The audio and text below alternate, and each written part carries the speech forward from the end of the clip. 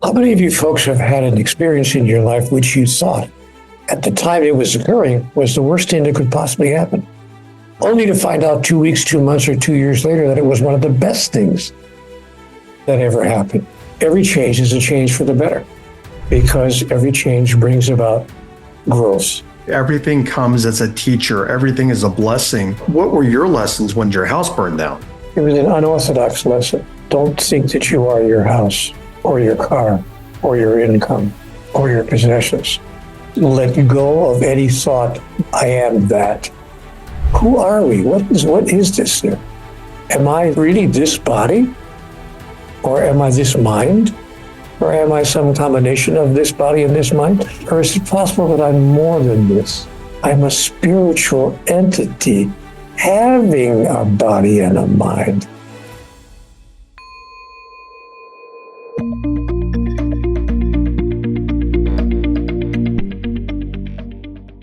You're listening to the Transform Your Life from the Inside Out podcast.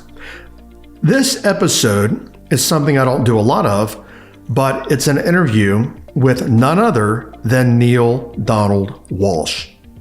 If you're a spiritualist, you probably have heard of Neale.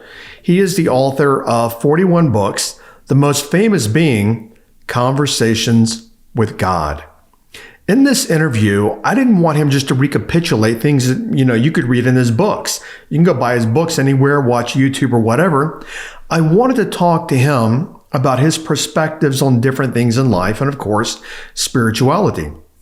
So in this interview, it's very lighthearted, very simple interview. It's an enjoyable interview. The guy's very, very pleasant and very easy to talk to, and candidly, a lot of fun. As you'll hear, he has a great sense of humor, which I wasn't expecting. And so I like to laugh a lot as well. He has a great sense of humor, but his rhythm would throw me off a bit, and I'd have to get back on track again. Anyway, an amazing guy. I'm grateful that he visited with us, and enjoy. Neale Donald Walsch. Okay, so I'm here visiting with the one and only Neale Donald Walsch. Neale, thank you for being with us today. I really appreciate it. Well, thank you. It's lovely to be here with you. Thanks for the opportunity and for the invitation. How can I serve you? Absolutely. And we were chatting earlier, and Neale did a little countdown so we can get started today. And we'll probably go 45 minutes, an hour. We want to talk in just a moment about God Talk, your recent book, Experiences of Humanity's Connection with a Higher Power. But in your book, you said a couple of things. I was making some notes as I read through it. And I would love that you expand on some of the things that you said as it applies to your own life. Something you said in your book was, quote, "Nothing comes to you unless you draw it to you in some way." Now, as I understand, the 1990s were very challenging for you. You, as I understand, broke your neck. You had a fire. You were homeless. Life was pretty much chaotic. What do you think brought all of that to you? Or what, and you attracted that? Well, it was something different in each case. I lost my relationship. My marriage at that time ended. It was amicable. It wasn't, with lots of negativity. We just both agreed that it wasn't working as well as we'd like. So we agreed to end that particular relationship. But I brought that on because I simply wasn't behaving consciously in the relationship. So, very clear that the failure of that relationship, responsibility for that failure belongs to this guy. Yeah. So I'm pretty clear about that. Then I put a lot of trust in somebody who was babysitting my house while I was off on a tour, and I made a misjudgment about that person. They were a little bit more, to use a word, flighty than I would have liked them to be, and they actually set my house on fire by leaving the house after barbecuing.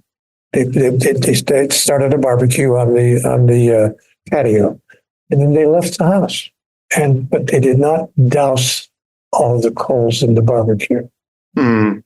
And so then the barbecue is sitting there, started spitting sparks. And sure enough, literally set the house on fire. What do you think your biggest lesson was there? Because you're the one in your book that said, and I am of the same belief, everything comes as a teacher, everything is a blessing. But what were your lessons when that happened? Your house burned down.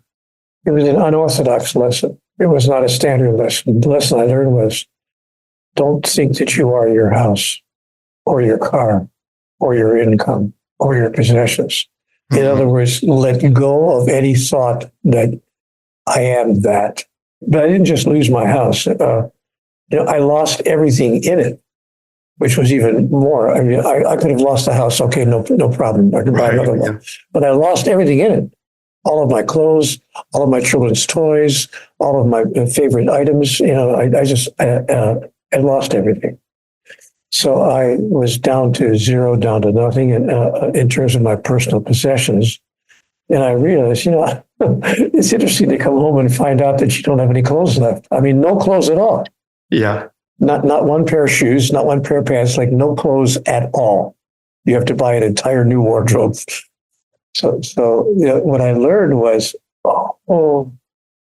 I see I'm not that. And so many of the things that I identified closely with were no longer part of my life overnight, virtually overnight. So that was the lesson for me there was be real clear who I am and who I'm not. And don't imagine that I am that other item or that other person. Yeah. Do you think you would have been able to create the body of work that you created if that had not happened? That's a good question. I can't answer that because I don't know what I could have done if I hadn't. Could I have gotten better grades in school if my penmanship was more legible? Yeah. So I can't answer a hypothetical question like that. But I don't doubt that the series of events that caused me to be at wit's end is no doubt what motivated me to turn to God was anger.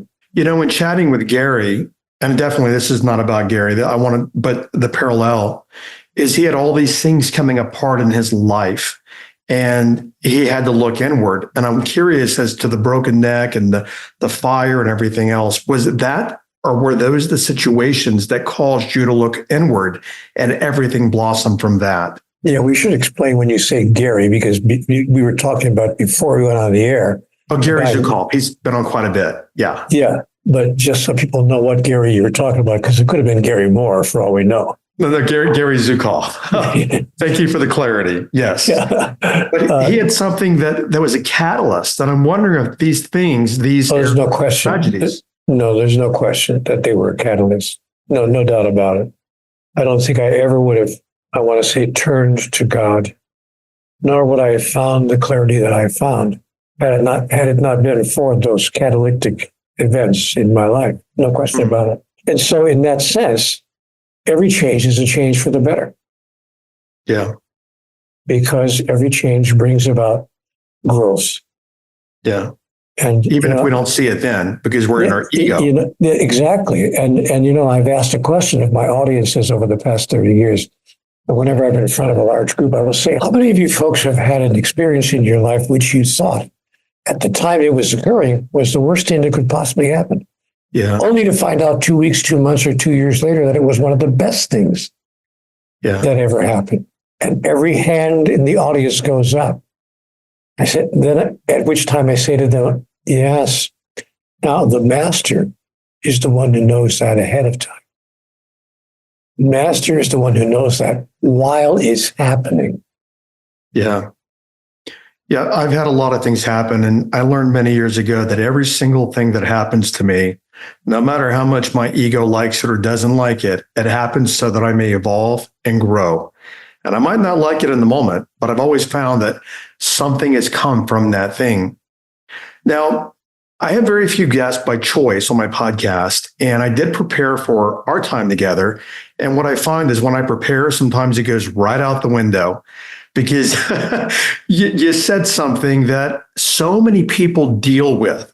It's 52% of people in the United States, and I see this all the time in my programs, you got a divorce, right? From your first wife or whichever wife that was or partner you were with. You got a divorce or you separated back in the 90s, correct? Well, I had a divorce from my first wife. And then I had a divorce from my second wife. Okay. Then I had a divorce from my third wife. Okay. Then I went. Yeah. Well, then I had a divorce from my fourth wife. So then the life would. Okay. Wait a minute. Then I had a divorce from my fifth wife. And then wait a minute. Then I had a divorce from my sixth wife. So okay. I've been with wife number 7 for the past 17 years, which for me is a record. I would think after your record of 6 prior, the last one for 17 years definitely has something. This is a beautiful story. I didn't know we had talked about this, but so many people feel trapped in their relationships. What do you think causes that? I think our culture. There's a cultural story that if you can't make a relationship work, you're a failure. Okay.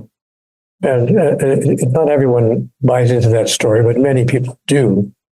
And that story is reinforced by many of our religions and many of our other cultural tendencies that tell us that, for instance, in the Catholic Church, if you get a divorce, you're no longer allowed to receive communion and you can't be remarried in the church. Right. You can't be remarried. That's how serious it is, according to the Catholic theological doctrine. So that's why, in my opinion, so many people feel the way they feel, as you've described it, with regard to their relationships. How do we know when to leave? Well, of course, there's no one-size-fits-all answer to that question. If there was a one-size-fits-all answer to that question, I'd be a billionaire. But I think that in general, I used to, 20 years ago, I would have answered the question: when you're no longer seriously happy in a relationship, then it's time to leave. But here's the answer I would give today at the age of 81. When you experience that you're hurting the other person more than you ever wanted to, that's when it's time to leave. That I've never heard it put that way, and that is very powerful. When you're hurting the other person more than what you want to. More than you ever wanted to. And I don't mean hurting them with overt actions like having an affair or, physical challenges or whatever, violence. I mean, when you just say things or get into discussions, get into arguments and get into exchanges, and you really experience yourself week after week, if not night after night, hurting that person's feelings deeply, where they look at you and they can't even believe that you're saying what you're saying or doing what you're doing or failing to do what you're failing to do. And that's what I realized at the age of 81.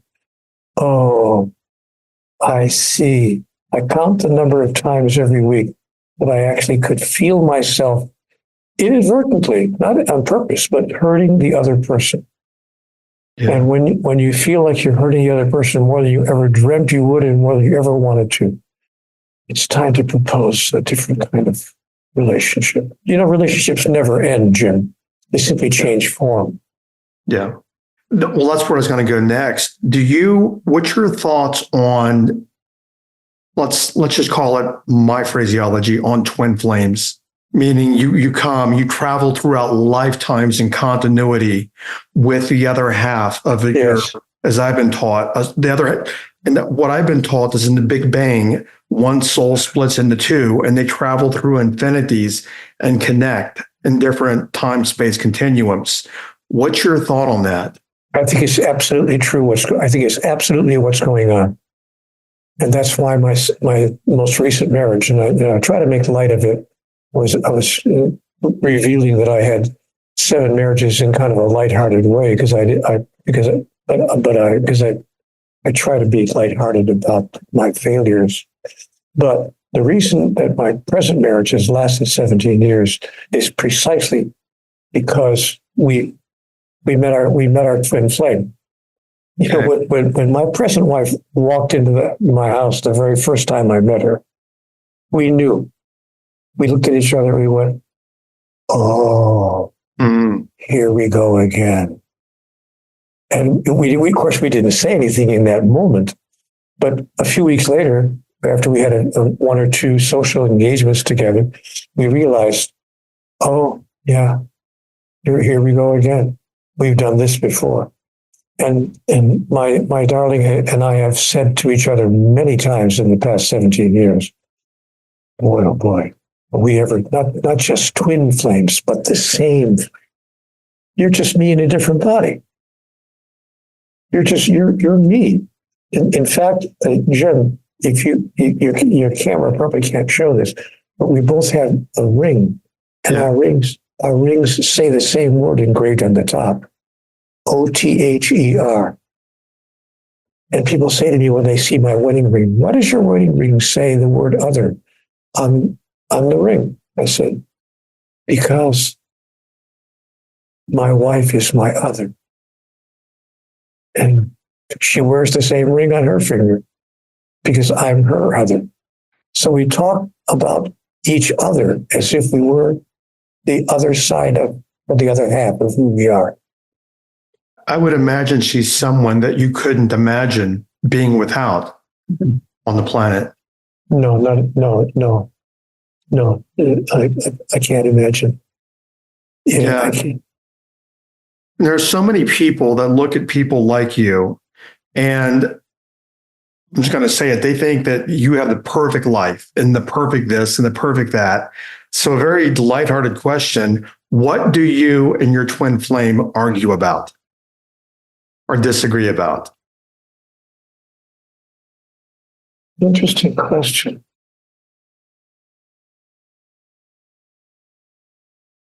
Gosh.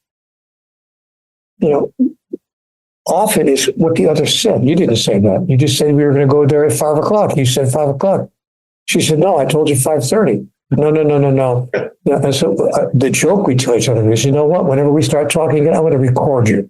Because I'm telling you right now, you said 5 o'clock. No, I didn't. I said 5:30. So, when we do have disagreements or arguments, it's usually about tiny, small stuff that's totally irrelevant to the larger issues of life. We don't argue about the big things because we agree completely about our life philosophy, our theological point of view, our sociological agenda. We agree completely and utterly about all the major things in life. But the small things like honey, I asked you to put my phone down for me while I was going to go do. Where did you put the phone?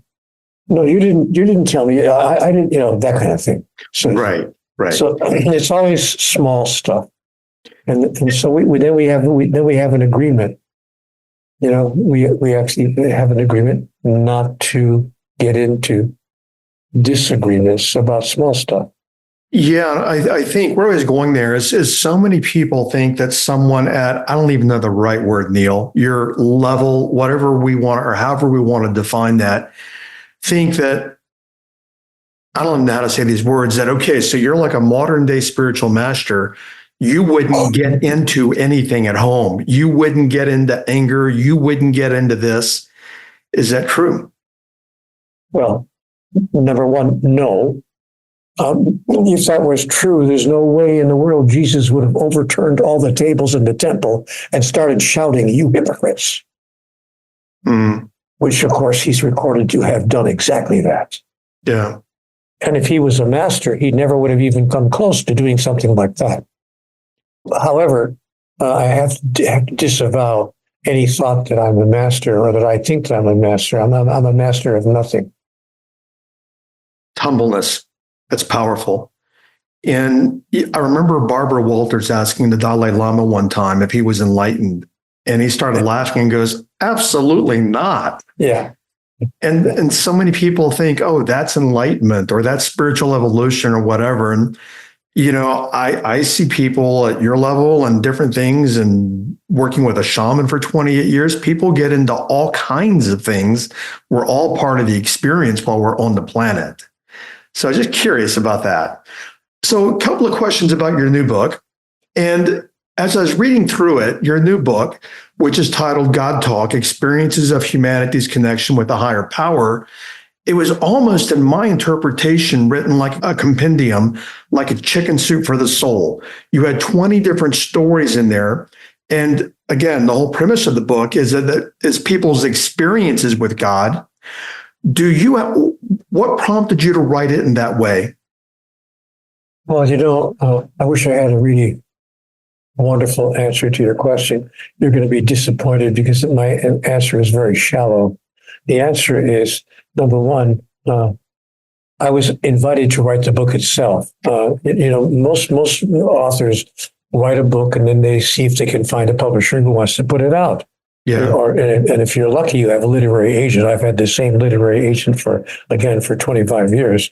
So if I write something, my literary agent just scours the scene and see if he can find a publisher who wants to put the book out. But in this case, for the first time in my life, after 30 years of being a published author, my phone rang. And a publisher called me. It's never happened before in my life. But a publisher actually called me, got my number from my literary agent, called me and said, would you like to write a book for us? I said, I've never been invited to write a book. Well, what did you have in mind? And there was a lady who owned the publishing company. She said, well, we'd like you to write a book about how people can have the same experience that you've had. I said, oh, okay, I hadn't ever thought about that in particular terms, but I can go ahead and do my best. And then, so I sat down and thought about how does it work for me, or how has it worked all through the years? And I came up with what turned out to be, I didn't plan it that way, but it turned out to be kind of a 6-step formula that could allow people to have at least the opportunity to have the same experience I had. Now, with regard to the 20 stories, that was her idea, with publisher's idea. She said, you know what? I'd like to put on the internet a question. We'll put it out there to the public. If you feel that you have had an experience of divine intervention, send us your story. So she did. And she reported to me about 2 months later that they had received hundreds, not a couple dozen, but hundreds of emails from people saying that they feel they had a direct in divine intervention in their life. So she picked out the 15 or 18, what she thought were the best stories of all. And she said, do you mind if I put these in the book? I said, no. She wanted to make the point in the book that it's not just one person who's having these experiences. It's not just about Neale or about Gary. Well, it really is about Gary. Gary is, but it's not just about Gary. I mean Gary Moore, not Gary Succo. Yeah. It's about Gary Moore. But it's not just about Neale. So she wanted to make the point that Neale is having an experience that's common to everybody, or at least to many, many people.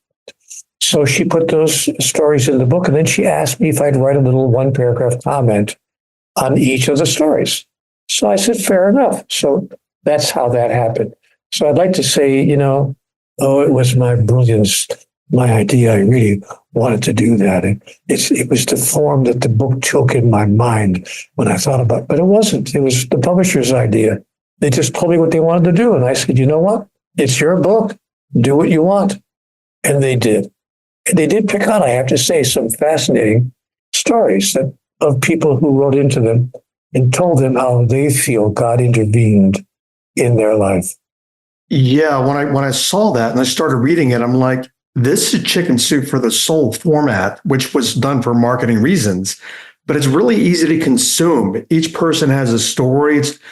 As a matter of fact, I told a friend of mine, it was diagnosed with stage 4 cancer. She's also a student of mine. And I know how to heal. After I had stroke and heart failure, I know how to heal. And I've been working with her. And she read a story, I don't know, 17, 18, 15, it's way down, about healing. And she's like, this is what I've been looking for right here. She goes, this story in here about this person healing and then just doing things you love is what I started doing. And it's making me feel so much better. So I was just curious how you came up with that format, because it's very consumable and like bite-sized like that. Yeah, it was the publisher's idea. I had nothing to do with it. All I did was write the first 2/3 of the book, and she filled up the rest of the book with those stories, and that's it. Do you have any from what you read in the book? And I do not want to put you on the spot, but do you have any favorite stories in there that maybe relate to your life? And you're like, that's me in that story. I could have written that same story, or I could have written almost any of the stories, actually, honestly. I could have written the story of the mother whose answers came through the vision of one of her children. I could have written the story of the scientist who had a conversation with God's presence and changed his whole scientific ideas. Now, I could have identified with almost any one of those stories. So there's not one of them that was my very, very favorite one. And you're right. I wouldn't, even if there was, I wouldn't announce it on the air. Yeah. But I know the worst story I ever heard was from Gary. It was, I can't believe his story. I mean, Gary Moore. Yeah. Gary, not Gary Zukav, Gary Moore. No, Gary Zukav. He's brilliant. He's incredible. Yeah. Wait, I got a little lost there. You said one story that was the worst story you couldn't relate to was Gary. You mean Gary Zukav or Gary Moore? I mean, Gary, wait a minute. Who am I talking about? Let me ask you. Oh, Gary Swaziluki. Oh, okay, good. Gary Swaziluki, a guy who lives around the corner from me. Okay. All right. I was just trying to clarify that before. Just kidding. I figured that, but I wasn't sure there. So I've not interviewed somebody that has a sense of humor like yours, which I like, by the way. Anybody who knows me knows that I'm constantly joking and cutting up and having a good time. I mean, to me, humor is healing. And you know what? You never know when you're talking to people where they're getting their information or how it's coming in or whatever. So I just try to roll with it till I figure out exactly what they're doing. Can I ask you a question? Have you read any of the Conversations with God books? Many years ago, back in the 90s when they came out, I went deep diving in a lot of that stuff. Well, the reason I ask is because God had a great sense of humor, and lots of clever, funny things were said in those books, in those dialogues. And I remember saying to God, wow, you got a great sense of humor. And God's answer, she said, are you kidding? Who do you think invented humor? God. Bingo.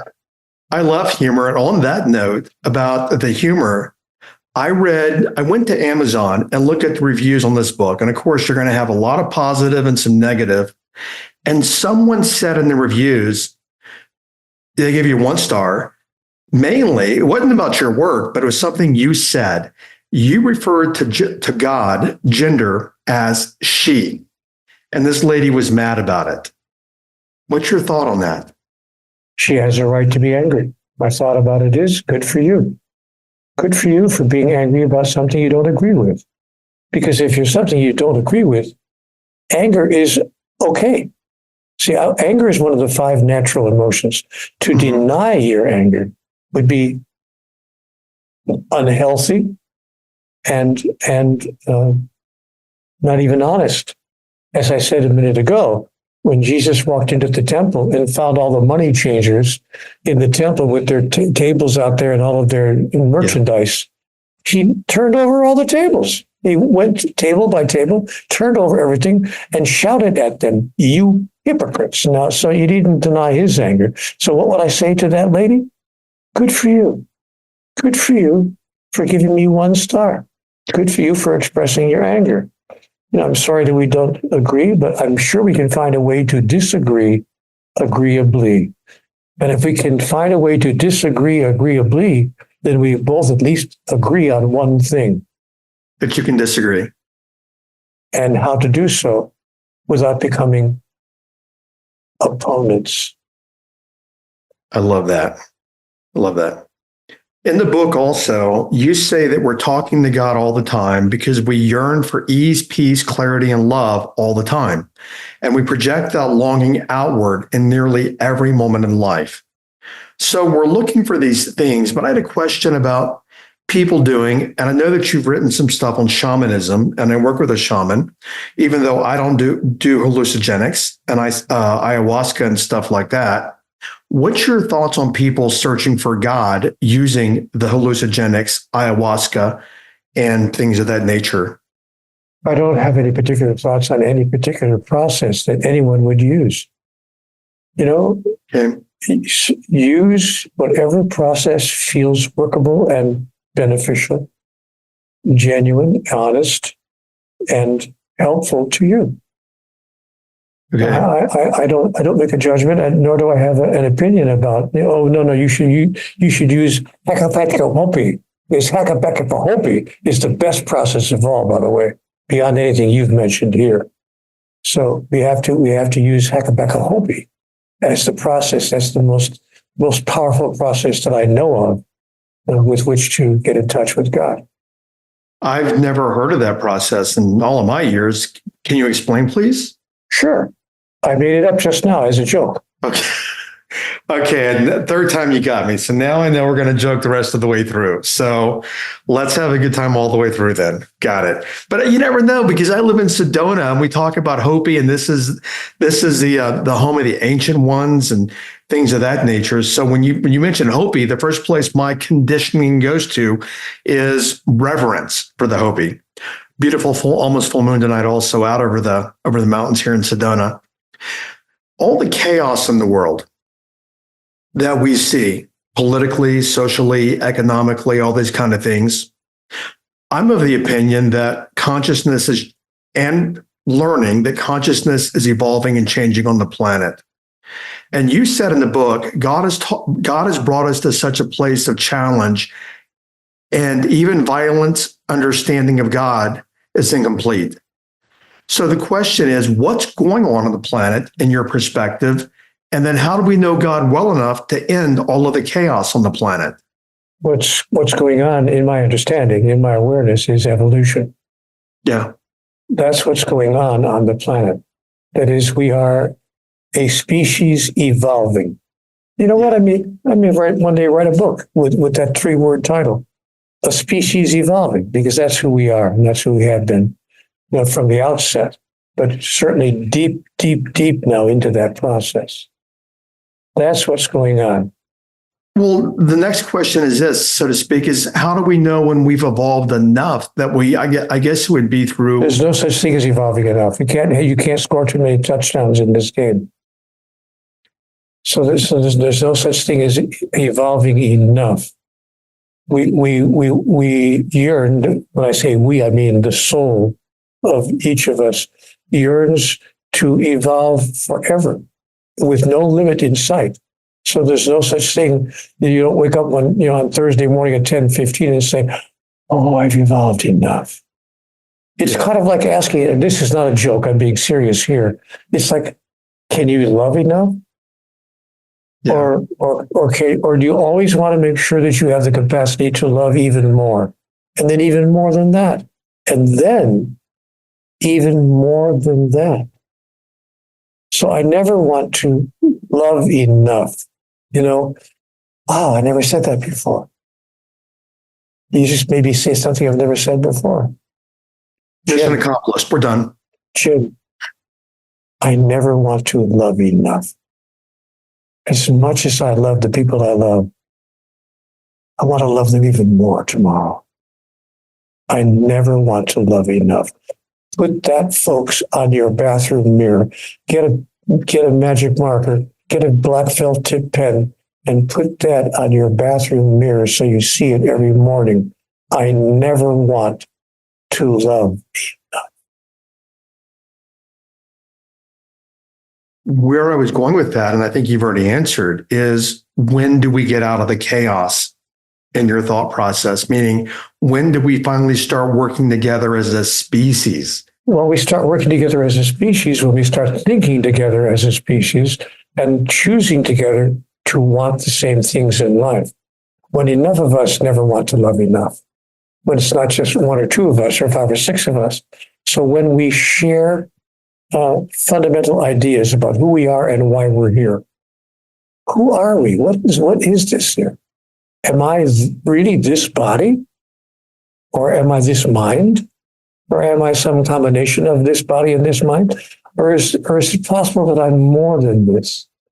Is it possible that I see. I'm a spiritual entity having a body and a mind. Yeah. But this is not who I am.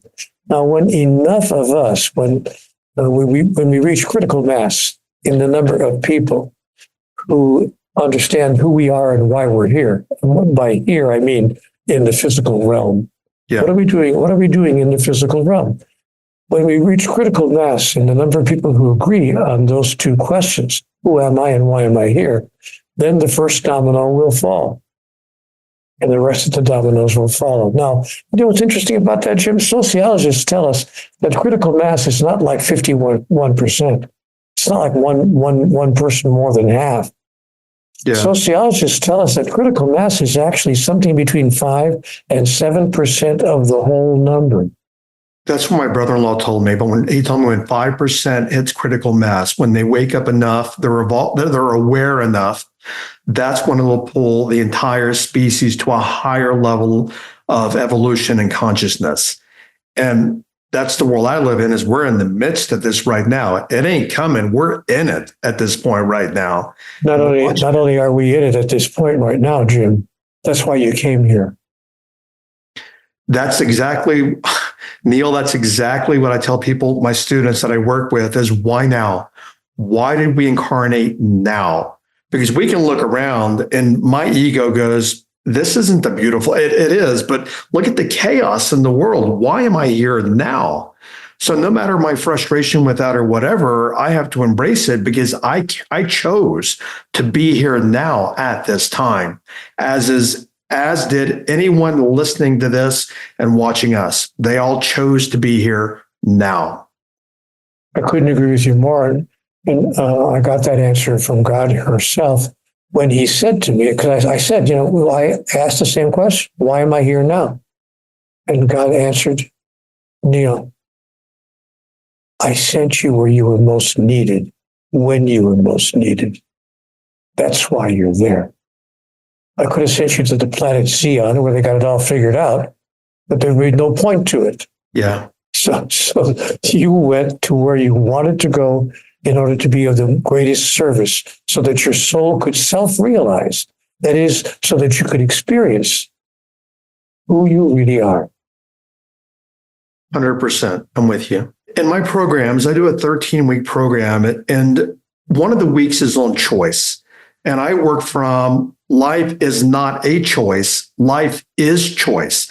You made a choice to incarnate, and everything in your life is a reflection of choice.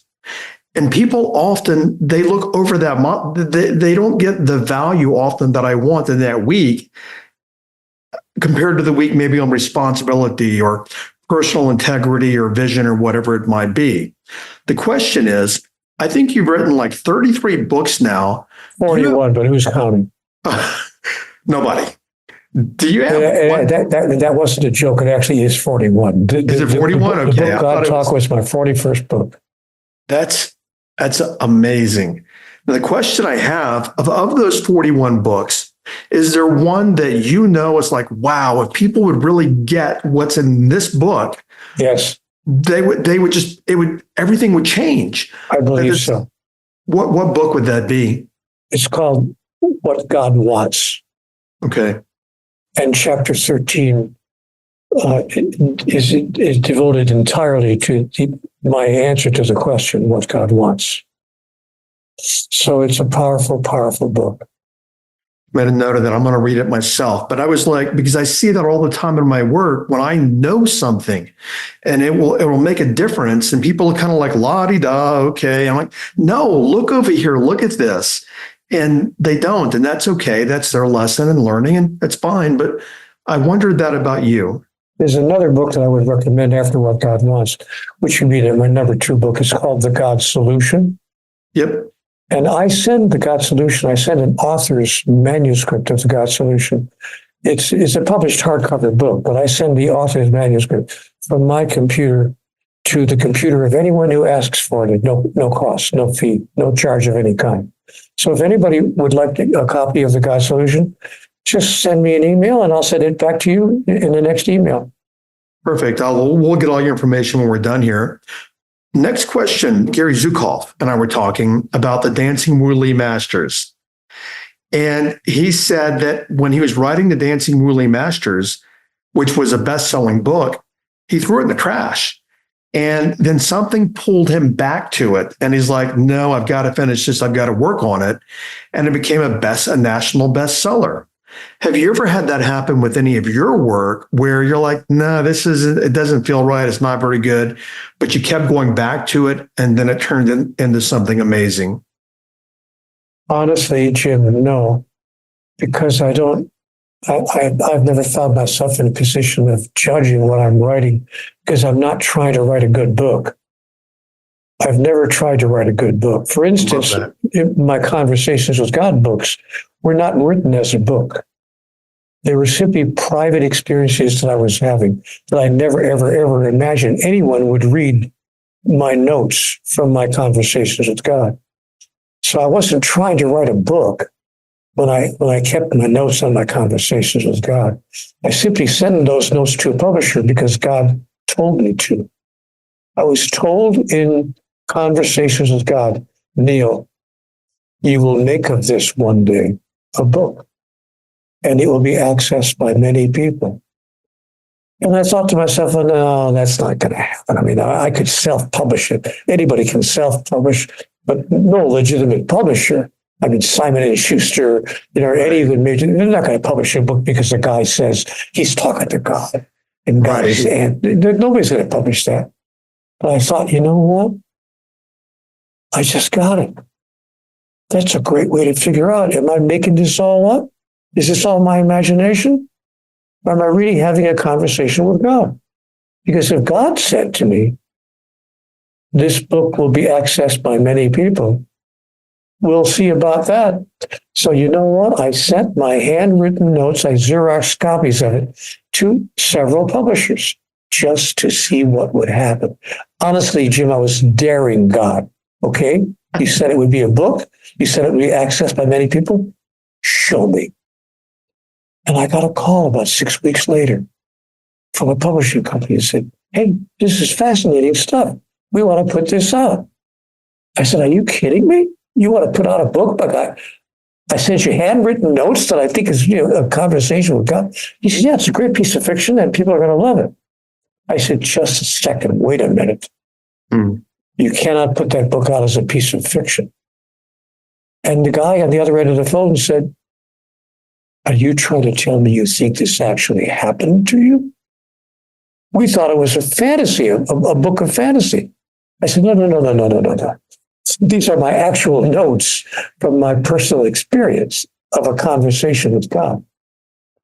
He said, well, okay, we'll put it out as a nonfiction book, but it's not going to get 500 readers. You're not going to find 500 readers because people are going to reject the idea that some guy in Oregon thinks he's talking to God. And you know what? You know what, Jim? He was right. His prediction was absolutely on the money. It didn't find 500 readers. It found 15 million in 37 languages. Not bragging, just saying. I've heard of national bestsellers. This book has sold in 37 languages around the world. 15 million copies. So what I learned from that is when God says something to me, Neale, listen very carefully. Yeah, that I had read something about you, and thank you for that, where you had said that your work wasn't channeled. And I work from the place that everything comes from source. Everything. We have to be the right frequency to be able to access what it is we want to access.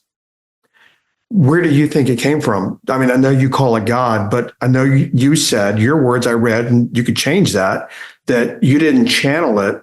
Do you feel like you were tapping into source? Did you know you were tapping into source, or you just sat down and started writing? The reason that I say that I haven't been channeling God is, and I hope I carefully described that, it's because people use the word channel or channeling in a particular way. Yeah. Most people, when they say channeling, they think of somebody who's been taken over, whose beingness has been taken over. Right. They set aside Neale's personality for an hour or two or whatever, 10 minutes, and then that personality comes through. Then I say, no, that's not what happened to me here. No. God did not set my personality aside and step into my body and start speaking through me. That's not what happened. So we won't call it channeling. Then my publisher said, then what would you call it? I said, well, let's see. Were Matthew, Mark, Luke, and John channeling? Or were they simply inspired writing?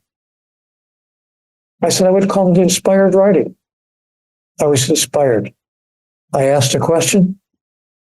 I got an answer. I asked a question. I got an answer.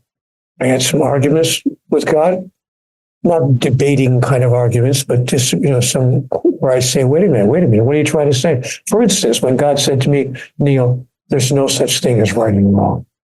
I stepped back immediately. Whoa, no such thing as right and wrong? Yeah. What are you telling me? But I came to clarity about many, many, many questions like that. And God said to me as well, there's no such thing. I did not issue 10 commandments to anybody.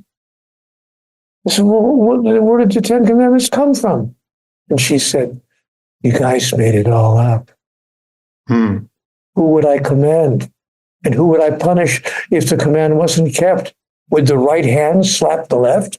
Because, Neale, we are all one. There's no separation. Yeah, when I read that, I had that question I wanted to ask you. Where did it come from? Because I recognize I didn't think you channeled it in that word, but I knew that it was divinely inspired, and I knew that you, my choice of words, were a medium for that content. You got out of the way, it inspired you, and it came through you. Perfectly described. That's exactly how I would describe it. That's why I would say to anybody, no, I'm not a channel. I did not channel God. But was I inspired by God? Absolutely. On that note, we have free will. I know you talk about free will and choice. We have free will. Was there ever a time where you're like, no, I'm not going to write this. I don't want to do this. What are you talking about? I don't know anything about this. I don't want to do it. But you just felt compelled to do it. No, I never felt compelled in the way you're using the word. I felt invited. Okay. And it was simply an invitation that I could not decline. It's like being invited to the greatest party you could ever imagine being invited to. Who says no? So I felt invited, but never compelled. It's like when I go into the bedroom and my wife is lying there on the mattress. I don't feel compelled, but I do feel invited. Okay. It's a whole different feeling. It's a whole different feeling.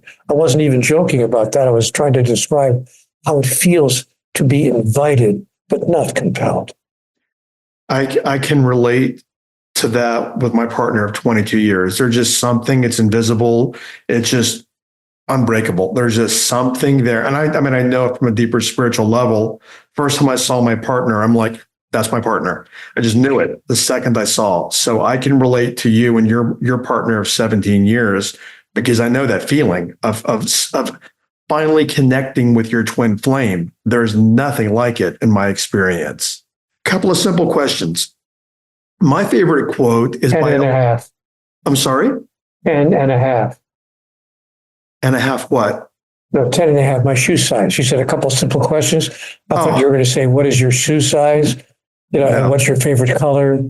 You said a couple of simple questions. Okay. People ask me questions like that. I was like, why? Why are you asking that anyway? My favorite quote is by a guy named Eliphas Levi. He was a occultist back in the 1880s. And he said, fear is the idleness of will. So that's a quote that I love. Is there something that you love, a particular quote or one or two quotes that inspire you? My favorite quote came from God herself. I was asked on the Today Show, Matt Lauer was interviewing me on the Today Show, and he was kind of sardonic throughout the entire interview. He was respectful, but a little bit sardonic in his tone. And then he said to me, Well, Neale, since you claim to have talked to God, what is God's most important message to the world? Mm. Oh, and he said it would be helpful if you could put it into one paragraph because we have only 30 seconds left. And I thought to myself, you stinker. You would wait until we have 30 seconds left to ask me the most important question of all time? Just to make me look, inept or incomplete or bad. But then I had the answer. I said, Matt, I don't need 30 seconds. I can give you the answer in 5 words. And Matt Lauer turned to the camera and he said, all right, ladies and gentlemen, from the man who claims to be talking to God, God's most important message to the world in 5 words. Neale? A little bit of sardonic tone there. Yeah. So I turned to the camera and I said, God's most important message to the world in 5 words. You've got me all wrong. You got me all wrong. Matt didn't know where to go with that. He thought I was going to say something like, love everybody, or try to be kind, or whatever he thought I was going to some kind of aphorism. And he didn't know where to go with that response. He said, what am I supposed to do with that? I said, Matt, if I'm correct, if my answer is accurate, that we've got God all wrong, the conversation has just begun. We then need to start asking, then what is not inaccurate about God? What is the accurate truth about God? We have to ask ourselves a profound question. Is it possible, just possible, that there's something we don't fully understand here about God, about life, and about ourselves, the understanding of which would change everything? And that's the question I've gone around the world asking people. I've been asking my audiences all over the planet. Have you read, that reminds me, do you know the Human Kindness Foundation? I believe they're out of New York. And the guy who founded it wrote a passage, a doctrine. And it was along the lines of what you just said. And it was basically God talking to humanity, God saying, all of you guys down there, you got it wrong. I don't need you taking sides for me. I don't need you fighting for me. I'm not this person's God. I'm not that person's God. I'm the whole enchilada. I am the whole thing to all of you. And I love all of you. And I'm tired of your bickering. I'm tired of this. I'm tired of that. But don't put your labels on me. So when you said that, that's what I thought about right there is we humans, humanity, we have it wrong in that we define God through the perceptions of the human identity and a very limited experience, and yet we understand nothing. And even in the one thing you just said was not accurate. When God said, I'm tired of all the bickering, I'm tired of all the arguing, I'm tired of all the taking sides, God doesn't get tired of anything. God would never say, I'm tired of this, I'm tired of that. What God would say is, exercise your free choice. Mm-hmm.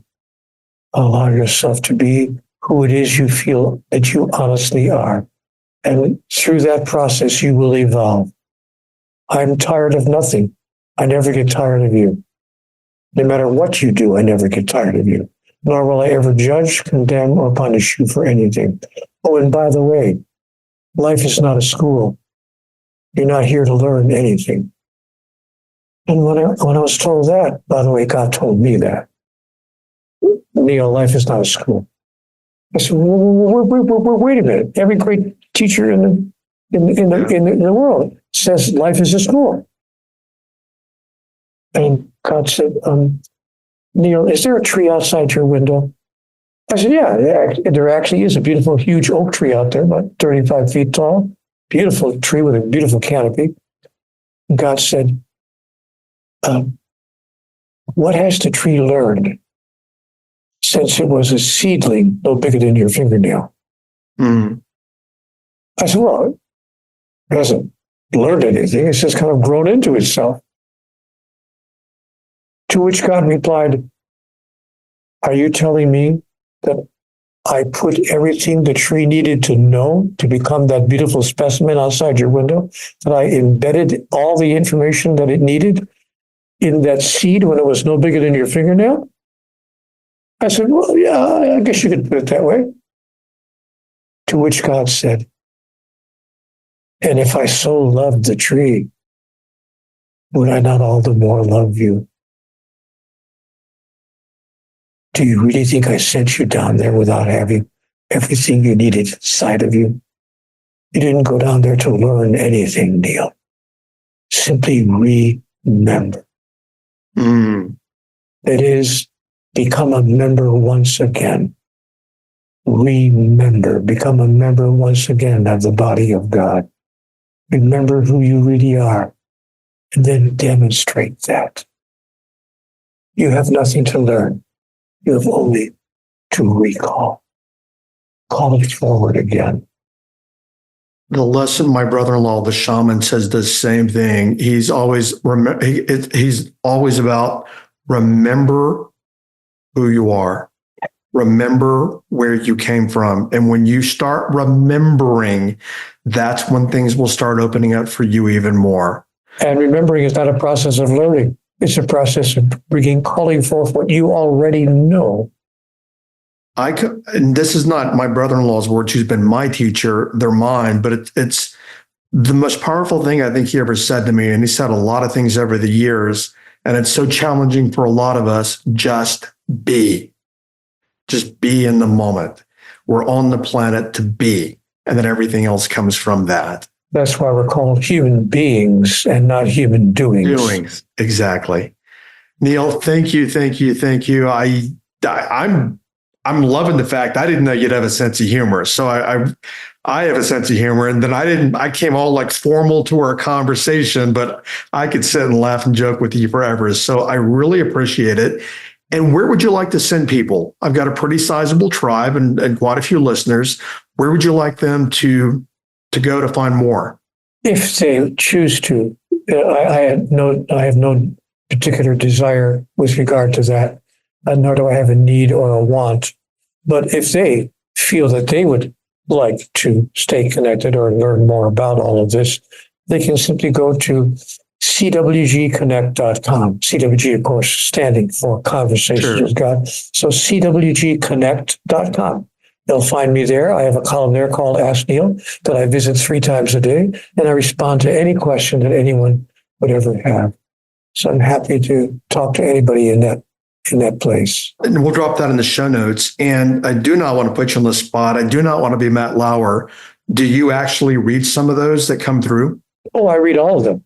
I don't let anybody read my email. I read my own email, and I read every single letter and every single note that's ever been sent to me. I refuse to put anybody between me and those who have read the material. So I read every single email that I get. Yep. And I read every single post that's posted on my website.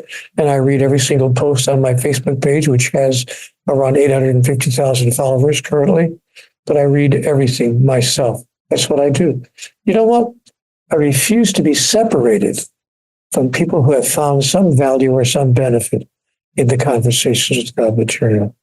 That, and I did say that'd be the last question, but I do have a comment here. I have found in my own work that when I am one-to-one with people, meaning connecting, then the connection is much more profound and deeper and longer lasting. But if I let someone on my team come between us, they don't have my frequency. They don't have my energy, and it just doesn't connect in the same way if there's some kind of separation between me and people that I've reached. So thank you for saying that, because that's extremely helpful to me, and I appreciate it. So we'll send people to your site, and thank you again for your time today, Neale. I really appreciate it. Oh, yes. I should close by saying to your viewers and to those who are watching, I'll be a regular guest on Jim's program. I'll be here at least once a week or twice a week. So look for me to return very often, because I'm taking over his show. I didn't know that yet, but I would be more than glad to have you back as many times. And actually, be careful, because that's what Gary Z did. Gary's like, we need to make a series. We need to do more. Once I started opening up to him, he's like, we're going to talk. And he's like, we just need to do an entire series. So we'll see where it goes. And Neale, thank you again from the heart. I really appreciate you and the work that you do and the work that comes through you. Thank you, Jim. Thank you. Thanks for the opportunity. I appreciate it very much. Absolutely.